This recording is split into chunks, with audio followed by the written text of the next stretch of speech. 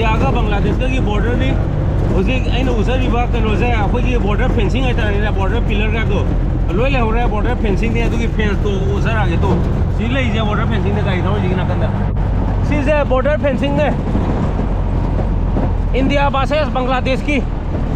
Hello guys, good morning. Akhoi na si chatoriba trip asina Kowaifung ko khoi ki khungang amada khoi Kowaifung hai male Kowaifung hai tu joi dine khangde Kowaifung jo hai to du gi jaga du da koi chala de koi party si jeep se ma hair taw re jeep se lopa lising ahum da ne ko sidagi leiba jaga dagi khoi kilometer ne phu manga yang khai mukhi chang oi ne ko adu chalaga pura kano Bangladesh border ne ye adu yenga je hore spot of the tar ke Bangladesh border ne di hai re da nga phau do ne mem ai usara ge da bin ki ka gre jeep si le re oi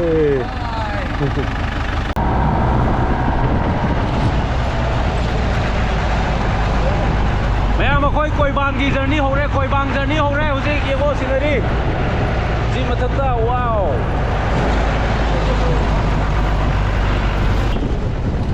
ओए ओए minute मैं तो P गिर गया एक minute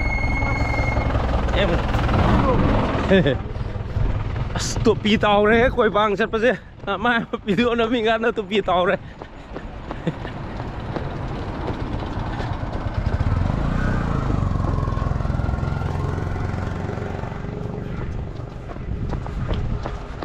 तो भी था तो भी खुन बला खुने चेले तो चेले लबजे यांग मने न खसु दि काइदे मोय जिप से थादो खरजु आइदे नम ताना बंग मेदा चेलगा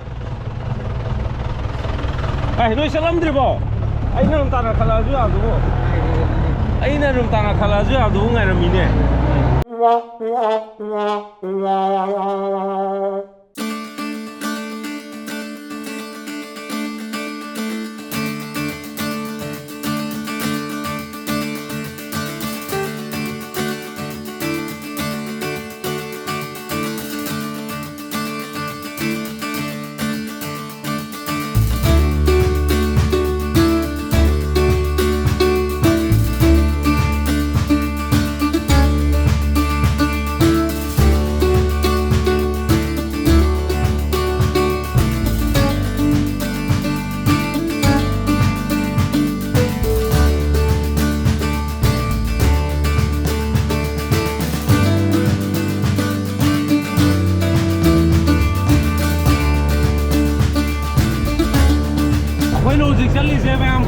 Bangladesh ka Tripura ka ki border India ka Bangladesh ka ki border ni hojik aina usariba kanoje akhoi ki border fencing aitara border pillar ka to loi le hore border fencing ni adu ki fence to usara ge to si lei je border fencing ne kai thau ji na kanda si je border fencing ne India versus Bangladesh ki.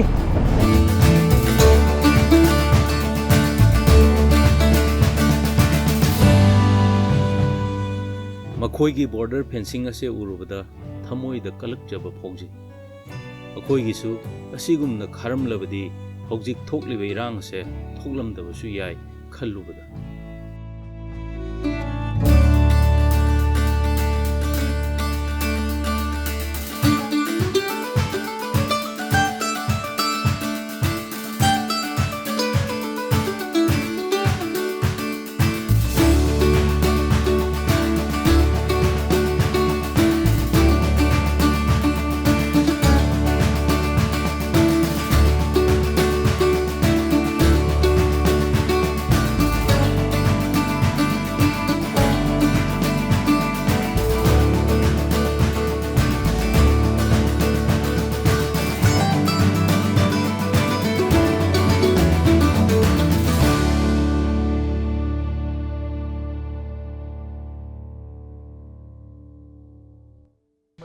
Hoje koi destination yo re gari sida khame pose logda doi tawri duga koi spot chena silai koi gi spot bok di fazare te di khang de spot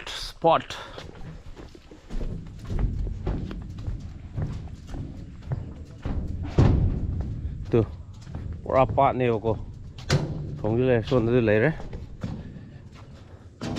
sidai da khoi nga pha doi ni mai mai hija sing yo pu thoga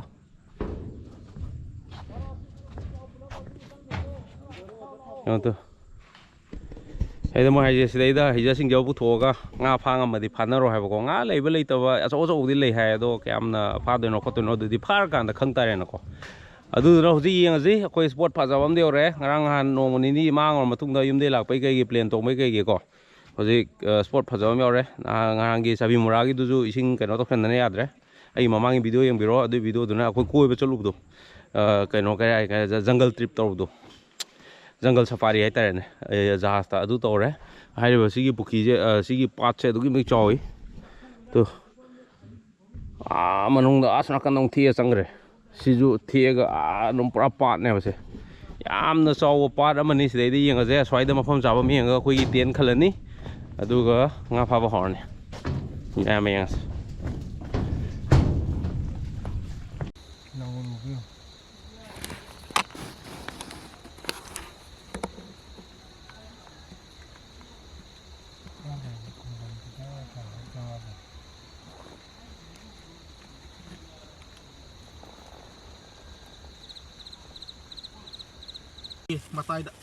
sir video ꯃꯆꯥ ꯑꯝꯇꯪ ꯅꯝꯖꯔꯛꯀꯦ ꯅꯨꯡꯗꯥꯡꯒꯤ ꯁꯤꯅꯤ ꯑꯩꯈꯣꯏꯅ ꯂꯩꯔꯤꯕ ꯇꯦꯟꯁꯤ ꯑꯩꯈꯣꯏꯒꯤ ꯇꯦꯟꯁꯤ ꯂꯩꯔꯦ ꯑꯗꯨꯒ ꯃꯌꯥꯝ ꯑꯍꯤꯡ ꯂꯦꯛꯄꯁꯦ ꯃꯅꯨꯡꯗꯒꯤ ꯄꯨꯊꯣꯔꯛꯏꯅꯦ ꯁꯥꯔ ꯇꯣꯁ ꯂꯥꯏꯠ ꯑꯦꯛꯁꯇ꯭ꯔꯥ ꯑꯩꯈꯣꯏ ꯐ꯭ꯂꯥꯁ ꯂꯥꯏꯠ ꯌꯥꯎꯔꯤꯁꯤ ꯎꯗ꯭ꯔꯣ ꯁꯥꯔ ꯅꯪꯒꯤꯗꯤ ꯐꯖꯅ ꯉꯥꯜꯂꯤꯍꯦ ꯁꯤꯗꯤ ꯑꯩꯈꯣꯏ ꯁꯥꯔ ꯄꯥꯔꯤꯁꯦ ꯍꯦꯛ ꯃꯥꯌꯣꯛꯅꯅ ꯃꯥꯒꯤ ꯐꯤꯗꯥ ꯂꯧꯊꯣꯛꯄꯒꯤ ꯂꯩꯔꯝꯃꯦ ꯃꯌꯥꯝ ꯆꯥꯛ ꯊꯣꯡꯉꯤꯁꯤ ꯐꯝꯐꯝ ꯌꯥꯎꯗ꯭ꯔꯗꯤ ꯅꯨꯡꯉꯥꯏꯇꯦꯗꯅ ꯍꯣꯏ ꯑꯗꯨꯁꯨ ꯅꯝꯒꯦ ꯑꯗꯣ ꯁꯥꯔ ꯖꯔꯅꯤꯁꯤꯕꯨ ꯀꯃꯥꯏꯅ ꯇꯧꯕꯤꯔꯤꯒꯦ ꯁꯥꯔꯒꯤ ꯏꯟꯇꯔꯚꯤꯌꯨ ꯃꯆꯥ ꯑꯃ ꯖꯔꯅꯤꯗꯤ ꯃꯩ ꯇꯥꯔꯦ ꯉꯥ ꯐꯥꯗꯕꯗ ꯉꯥꯏꯔꯦꯍꯦ ꯁꯝꯅ ꯍꯥꯏꯔꯕꯗ ꯂꯥꯎꯕ ꯍꯥꯏꯁꯦ ꯂꯥꯎꯕꯅꯦ ꯑꯩꯈꯣꯏꯁꯦ ꯑꯩꯈꯣꯏꯅ ꯂꯥꯛꯏꯕ ꯁꯤꯖꯟꯁꯤꯅꯒ ꯐꯖꯔꯦ ꯗꯤꯁꯦꯝꯕꯔꯒꯤ ꯐꯩꯖꯣꯝ ꯃꯅꯨꯡꯗ ꯍꯦꯟꯅꯗ꯭ꯔ ꯀꯥꯟꯁꯤꯗ ꯑꯩꯈꯣꯏꯅ ꯇꯦꯟ ꯈꯜꯂꯤꯅꯤ ꯇꯦꯟꯒ ꯆꯣꯠꯂꯤꯁꯦ ꯑꯝꯇ ꯌꯦꯡꯉꯣ ꯂꯥꯎꯅ ꯃꯥꯅꯦ ꯎꯠꯁꯦ ꯃꯌꯥꯝꯗ ꯎꯠꯁꯦꯕ ꯁꯤ ꯑꯩꯈꯣꯏꯅ ꯈꯜꯂꯤ ꯇꯦꯟꯁꯤ ꯀꯌꯥꯝ ꯆꯣꯠꯀꯦꯁꯦ ꯑꯝꯇ ꯌꯦꯡꯉꯣ ꯍꯣꯏ ꯁꯤ ꯇꯦꯟꯁꯦ ꯄꯨꯔꯥ ꯂꯤꯛꯂꯥꯅꯦ ꯃꯩꯅꯦ ꯁꯤ ꯂꯤꯛꯂꯥꯅꯦ ꯇꯥꯏꯁꯦ ꯁꯤꯗꯩꯗꯤ ꯀꯣꯏ ꯆꯣꯞꯄ ꯀꯔꯤꯅꯣ ꯐꯥꯗꯣꯏꯁꯦ ꯂꯤꯛꯂꯥꯕꯨ ꯁꯤꯗꯩꯗ ꯏꯁꯤꯡ ꯃꯔꯤꯛꯁꯦ ꯑꯩ ꯇꯧꯔꯛꯀꯦ ꯑꯣꯠꯂꯛꯀꯦꯀꯣ ꯁ꯭ꯋꯥꯏꯗ ꯏꯁꯤꯡ ꯃꯔꯤꯛꯀ ꯂꯩꯔꯤꯁꯦ ꯁꯤꯗꯁꯨ ꯏꯁꯤꯡ ꯃꯔꯤꯛꯀ ꯐꯖꯅ ꯂꯩꯇꯦ ꯏꯁꯤꯡ ꯄꯨꯆꯣꯠ ꯆꯣꯠꯂꯝꯅꯦꯁꯦ ꯁꯤ ꯇꯦꯟꯁꯦ ꯗꯕꯜ ꯂꯦꯌꯔ ꯑꯣꯏꯕꯒꯤ ꯀꯩꯅꯣ ꯇꯧꯕꯅꯤ ꯇꯦꯟ ꯑꯆꯝꯕ ꯂꯩ ꯑꯩꯈꯣꯏꯒꯤ ꯂꯤꯛꯂꯥ ꯀꯩꯅꯣ ꯇꯧꯗꯕꯀꯣ ꯑꯗꯨꯗꯗꯤ ꯌꯥꯔꯔꯣꯏ ꯑꯗꯨꯒ ꯑꯩꯈꯣꯏ ꯄꯥꯔꯇꯤꯒꯤ ꯀꯨꯀꯤꯡꯒꯤ ꯀꯩꯅꯣꯁꯦ ꯌꯦꯡꯁꯦ ꯚꯤꯗꯤꯑꯣ ꯁꯤꯗ ꯂꯩꯔꯦ ꯁꯥ ꯑꯣꯜꯂꯦ ꯃꯤꯑꯣꯏꯕ ꯁꯥ ꯃꯥꯟꯕ ꯁꯥꯁꯤ ꯂꯩꯔꯦ ꯉꯥꯏꯈꯣ ꯑꯩꯁꯦ ꯚꯤꯗꯤꯑꯣ ꯅꯝꯃꯤꯅꯤꯅꯦ ꯅꯪꯕꯨ ꯑꯝꯇ ꯍꯥꯏ ꯍꯜꯂꯣ ꯑꯝꯇ ꯇꯧꯔꯣ ꯍꯥꯏ ꯍꯜꯂꯣ ꯅꯪ ꯃꯤꯠꯇꯣ ꯃꯤꯠꯁꯦ ꯅꯉꯣꯟꯗ ꯄꯥꯡꯖꯟ ꯁꯥꯏꯠꯇ ꯀꯥꯞꯀꯦ ꯁꯥꯏꯠꯇ ꯀꯥꯞꯄꯦ ꯀꯥꯀꯨꯏ ꯃꯁꯛ ꯎꯔꯦ ꯐꯖꯔꯦꯅꯦ ꯅꯪ ꯍꯦꯔꯣ ꯃꯥꯜꯂꯦꯅꯦ ꯐꯔꯦꯅꯦ ꯌꯥꯔꯦ ꯑꯗꯨ ꯅꯪ ꯍꯟꯗꯛ ꯖꯔꯅꯤꯁꯦ ꯀꯃꯥꯏꯅ ꯇꯧꯒꯦ ꯐꯖꯕꯗ ꯂꯣꯏꯔꯦꯅꯦ ꯍꯟꯗꯛꯀꯤ ꯖꯔꯅꯤ ꯌꯥꯝ ꯊꯤ ꯐꯖꯔꯦ ꯍꯟꯗꯛ ꯖꯔꯅꯤ ꯁꯦꯡꯅ ꯉꯥ ꯐꯥꯗꯕꯗ ꯉꯥꯏꯔꯦ ꯑꯗꯨꯅꯦ ꯆꯠꯄꯅꯤ ꯍꯥꯏꯔꯁꯨ ꯌꯥꯔꯦ ꯑꯗꯩ ꯄꯤꯛꯅꯤꯛ ꯆꯠꯄꯅꯤ ꯍꯥꯏꯔꯁꯨ ꯌꯥꯔꯦ ꯑꯅꯤꯃꯛ ꯂꯣꯏ ꯄꯨꯜꯂꯦꯅꯦ ꯂꯝꯀꯣꯏ ꯋꯥꯔꯤ ꯇꯥꯈ꯭ꯔꯦꯅꯦ ꯑꯅꯤꯃꯛ ꯂꯣꯏ ꯄꯨꯟꯕ ꯖꯔꯅꯤꯅꯦ ꯍꯟꯗꯛꯀꯤꯁꯦ ꯁꯦꯡꯅ ꯍꯥꯏꯔꯕꯗ ꯌꯥꯝ ꯊꯤ ꯅꯨꯡꯉꯥꯏꯅ ꯄꯨꯟꯈ꯭ꯔꯦ ꯑꯩꯈꯣꯏ ꯏꯌꯥꯝꯕ ꯑꯅꯤ ꯗꯥ ꯕꯤꯡꯀꯤ ꯑꯦꯟ ꯗꯥ ꯄꯍꯥꯔꯤ ꯃꯣꯏꯅ ꯂꯤꯗ ꯇꯧꯔꯒ ꯂꯥꯛꯄꯅꯦ ꯑꯩꯈꯣꯏ ꯑꯉꯥꯡ ꯃꯌꯥꯝꯁꯦ ꯁꯥꯔꯕꯨꯗꯒꯤ ꯃꯤꯡ ꯌꯥꯎꯅꯍꯦ ꯑꯦꯁ ꯀꯥꯎꯕꯅꯤꯅꯦ ꯑꯩꯈꯣꯏ ꯁꯥꯕꯨꯗ ꯍꯥꯏꯌꯦ ꯗꯥ ꯕꯨꯙꯥ ꯃꯣꯏ ꯑꯍꯨꯝꯅ ꯑꯩꯈꯣꯏ ꯗꯥ ꯕꯤꯡꯀꯤꯅꯦ ꯗꯥ ꯕꯨꯙꯅꯦ ꯑꯗꯒꯤ ꯑꯩꯈꯣꯏ ꯗꯥ ꯄꯍꯥꯔꯤꯅꯦ ꯃꯣꯏ ꯑꯍꯨꯝꯅ ꯂꯤꯗ ꯇꯧꯔ ꯂꯥꯛꯄꯅꯦ ꯑꯩꯈꯣꯏ ꯑꯉꯥꯡ ꯑꯍꯨꯝꯁꯦ ꯑꯉꯥꯡ ꯑꯍꯜ ꯑꯃꯃꯝꯒꯤ ꯑꯉꯥꯡ ꯑꯃꯃꯝ ꯄꯤꯌꯔ ꯑꯗꯨꯕꯨ ꯍꯟꯗꯛꯀꯤ ꯇ꯭ꯔꯤꯞꯁꯤꯒꯤ ꯈ꯭ꯋꯥꯏꯗꯒꯤ ꯕꯦꯁ ꯚꯂꯟꯇꯤꯌꯔ ꯑꯦꯋꯥꯔꯗꯇꯤ ꯕꯥꯏꯑꯣꯅ ꯇꯥꯔꯦꯍꯦ ꯐꯖꯩꯅꯦ ꯕꯥꯏꯑꯣꯗꯨꯅ ꯃꯁꯛ ꯎꯠꯂꯁꯤ ꯂꯥꯛꯑꯣꯅꯦ ꯃꯁꯛ ꯎꯠꯂꯁꯤ ꯂꯥꯛꯑꯣ ꯁꯤ ꯂꯩꯔꯦꯅꯦ ꯀꯨꯀꯤꯡ ꯇꯧ ꯂꯩꯔꯦꯅꯦ ꯑꯍꯟꯒꯩꯅ ꯑꯦꯋꯥꯔꯗ ꯄꯤꯈꯔꯦ ꯕꯥꯏꯑꯣ ꯑꯩꯈꯣꯏꯒꯤ ꯉꯁꯤꯒꯤ ꯀꯨꯛ ꯑꯩꯈꯣꯏꯒꯤ ꯗꯥ ꯕꯤꯡꯀꯤꯅ ꯇꯧꯗꯣꯏꯁꯦ ꯍꯧꯖꯤꯛ ꯀꯟꯅ ꯇꯥꯎꯔꯤ ꯃꯥꯜꯂꯦꯅꯦ ꯁꯤ ꯂꯩꯔꯦꯅꯦ ꯑꯇꯥꯎꯕ ꯐꯥꯔꯁ ꯔꯥꯎꯟ ꯁꯤꯗꯩꯗ ꯆꯤꯀꯟ ꯑꯇꯥꯎꯕ ꯐꯥꯔꯁ ꯔꯥꯎꯟ ꯁꯤ ꯂꯩꯔꯦ ꯈꯥꯡꯗꯁꯨ ꯌꯥꯝ ꯇꯥꯎꯔꯤ ꯄꯨꯔꯥ ꯍꯦꯚꯤꯗ ꯑꯗꯨꯒ ꯍꯣꯔꯦꯟ ꯁꯤꯅ ꯊꯣꯡꯅꯅꯕ ꯃꯦꯇꯔꯤꯌꯦꯜꯅꯤ ꯇꯣ ꯑꯩꯈꯣꯏꯒꯤ ꯉꯁꯤꯒꯤ ꯕꯦꯁ ꯚꯣꯂꯨꯟꯇꯤꯌꯔ ꯇꯥꯈꯤꯕ ꯕꯥꯏꯑꯣꯒꯤ ꯁꯛꯇꯝ ꯁꯤ ꯂꯩꯔꯦ award of the journey biology ꯑꯗꯨꯒ ꯑꯩꯈꯣꯏꯒꯤ ꯗꯥ ꯕꯨꯙꯁꯨ ꯁꯤ ꯂꯩꯔꯦ ꯌꯥꯝꯅ ꯃꯥꯗꯤ ꯅꯨꯡꯗꯥꯡꯗꯁꯨ ꯁꯟꯒ꯭ꯂꯥꯁ ꯎꯞꯄꯤ ꯁꯤ ꯅꯨꯄꯥꯁꯤ ꯀꯃꯥꯏꯅ ꯇꯧꯕꯅꯣ ꯃꯍꯧꯁꯥꯒꯤ ꯗꯥ ꯕꯤꯡꯀꯤ ꯑꯝꯇ ꯌꯦꯡꯉꯣ ꯅꯠꯇꯦ ꯑꯃꯁꯦ ꯅꯨꯡꯗꯥꯡꯗꯁꯨ ꯁꯟꯒ꯭ꯂꯥꯁ ꯎꯞꯄꯤꯁꯦ ꯀꯩ ꯃꯣꯠ ꯂꯩꯒꯦ और ये है हमारा दादा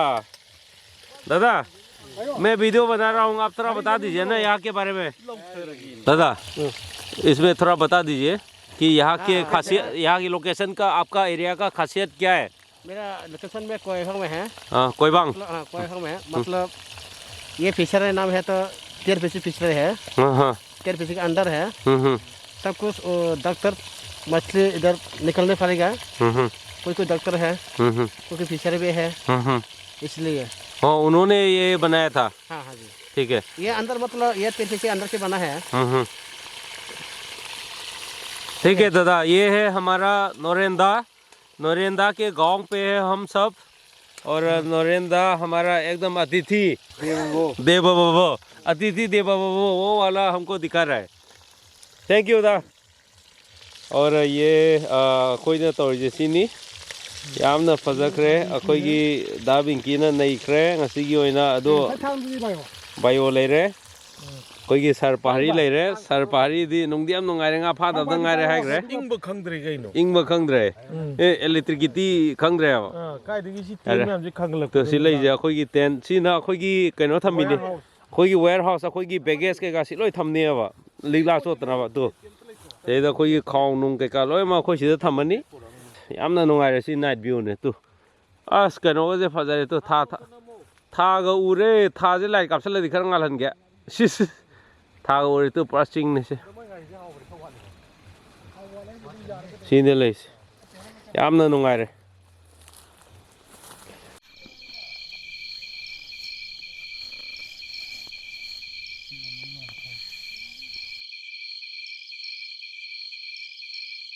इंगलबा निंगथम थागी अहिंग असीदा इंगबा खंगदा लिगला चोटना पाट मपाल असीदा फमदुना नोंगान खिबा खंगहौदे।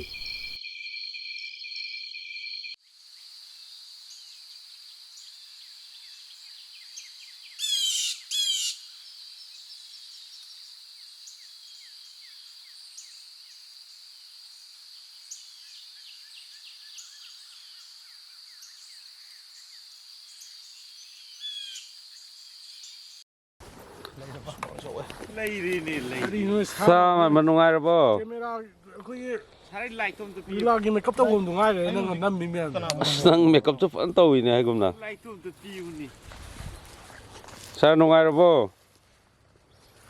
फुल एंजॉयमेंट इस भाई तो नो काय भाई उनंग नुई कइनो माने थाजौ दंगाइ रे वाट इज खंगरंग साजे मथन नो काय ले वाने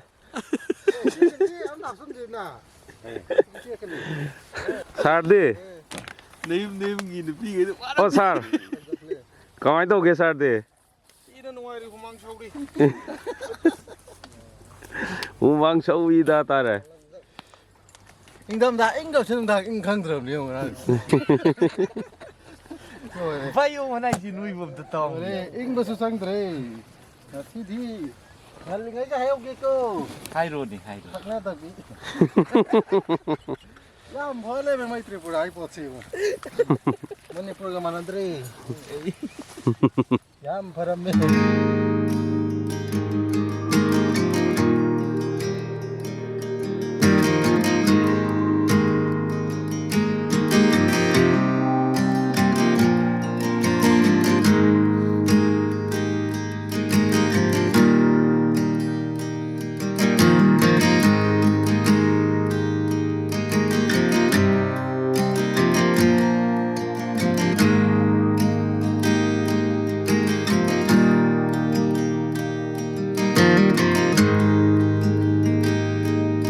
Thôi gì train tông ấy, train lạc đấy.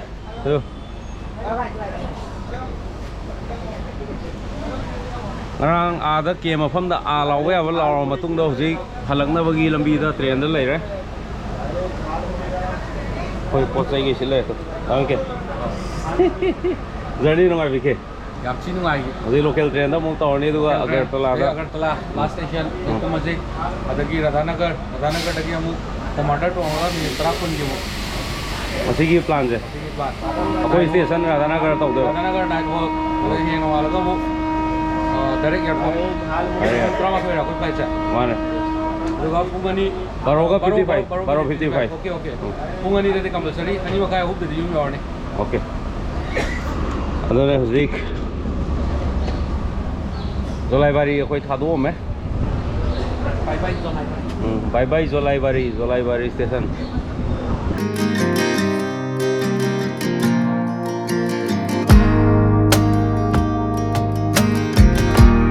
Mafam sigi phajaba singse yengna una adumak thadok halakpa taki.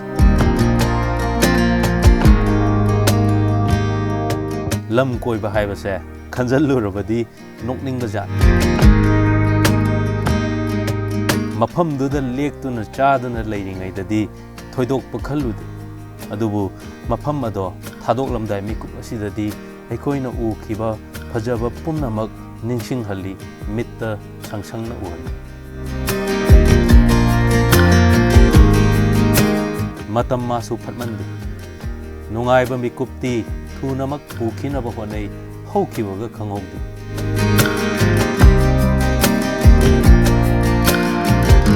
Adubu phanamak pukhrabashu wakhalda takhraba mamising asidi adumak ningsingduna lehoragani.